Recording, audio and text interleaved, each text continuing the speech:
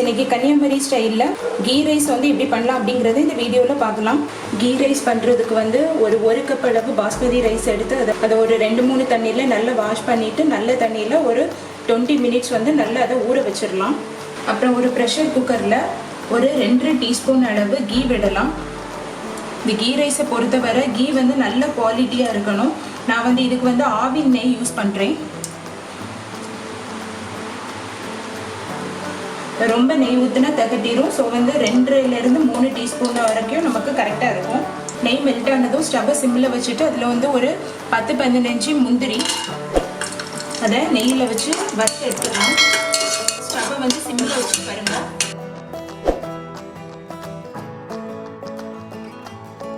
இது லைட்டாக கோல்டன் கலருக்கு வந்ததும் அதை எடுத்துடலாம்.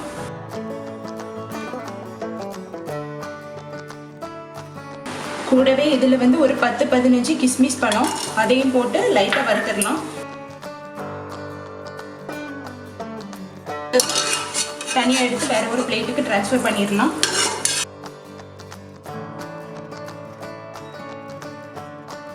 இந்த கீ ரைஸ் வந்து பிளெயினாக இருக்கிறத விட அதில் வந்து ஃப்ரூட்ஸ் ஏதாவது ஆட் பண்ணால் இன்னொரு எக்ஸ்ட்ரா ஃப்ளேவராக இருக்கும்.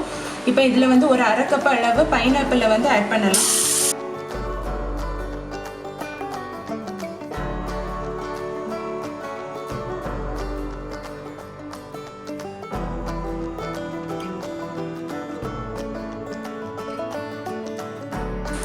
கூடவே கொஞ்சமாக துருவி வச்ச ஒரு 1/2 கப் அளவு கேரட்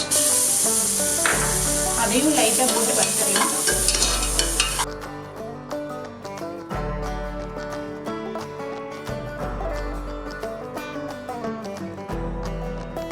இந்த ஃப்ரைட் ரைஸுக்கு வந்து நான் இன்ஸ்டன்ட் ஃப்ரைட் ஆனியன்ஸ் வந்து யூஸ் பண்ண போகிறேன்.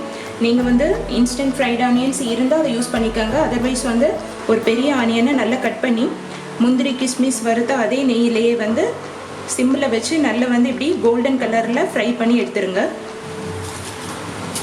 இப்போ இதில் வந்து ஹோல் ஸ்பைசஸ் ஏலக்காய், பட்டை, கிராம்பு இதெல்லாம் போடலாம். போட்டு லைட்டாக வதக்குங்க. அதே கீ போதும். அப்புறம் இதில் வந்து இந்த ஊற வச்சு இந்த பாஸ்மதி ரைஸை வந்து ஆட் பண்ணலாம்.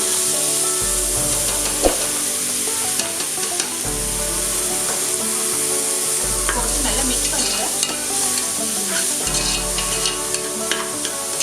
இந்த கீழே வந்து அந்த ரைஸ் வந்து நல்லா மிக்ஸ் ஆகுறது மாதிரி இதை வந்து நல்லா ஸ்டேட் பண்ணிடலாம். இப்போ இதில் தேவையான அளவு கொஞ்சமாக சால்ட் ஆட் பண்ணலாம். அதையும் போட்டு நல்லா மிக்ஸ் பண்ணுங்க. இப்போ நான் இதில் வந்து 1 கப் அளவு ரைஸ் எடுத்திருக்கேன். ரைஸ் எடுத்து அதே கப்பில் வந்து ஒரு 1.5 கப் அளவு தண்ணி ஊற்றி அதை நல்லா மிக்ஸ் பண்ணி விடுங்க.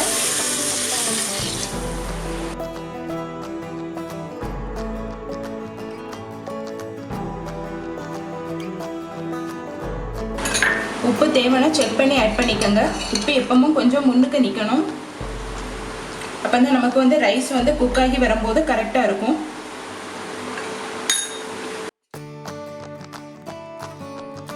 இப்போ இதை மூடி வச்சு ஹை ஃப்ளேமில் 2 விசில் விட்டு நல்லா வேக வச்சு எடுத்துடலாம். அப்போ வந்து நமக்கு வந்து ரைஸ் வந்து குழையாமல் நல்லா உதிரியாக வந்துடும். 2 விசிலுக்கு அப்புறம் குக்கரோட லிட்டை ஓப்பன் பண்ணியாச்சு. பாருங்கள், நல்லா வந்து ரைஸ் வந்து வெந்திருக்கு. நல்லா உதிரியாக வந்திருக்கு. பார்த்தாலே தெரியுது, தண்ணி ஒன்றும் இல்லை. இப்போ இதில் வந்து நம்ம நெய்யில் ரோஸ்ட் பண்ணி வச்சுருக்க எல்லாத்தையும் ஆட் பண்ணலாம்.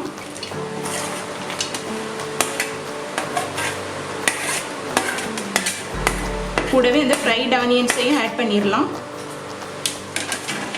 இதை போட்டு நல்லா விரிச்சு விடுங்க. இதை இன்னும் அப்படியே ஒரு மூடி வச்சு ஒரு 10 நிமிஷத்துக்கு அப்புறம் நம்ம வந்து ஓப்பன் பண்ணலாம்.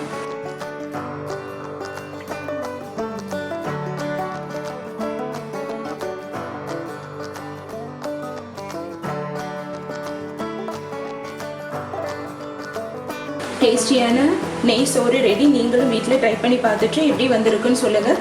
இந்த வீடியோ உங்களுக்கு பிடிச்சிருந்ததுன்னா லைக் பண்ணுங்கள், ஷேர் பண்ணுங்கள், சப்ஸ்கிரைப் பண்ணுங்கள். மேலும் லேட்டஸ்ட் அப்டேட்டுகளுக்கு மறக்காமல் பக்கத்தில் உள்ள பெல் ஐக்கான் பட்டனை ப்ரெஸ் பண்ணுங்கள். தேங்க்யூ ஃபார் வாட்சிங்.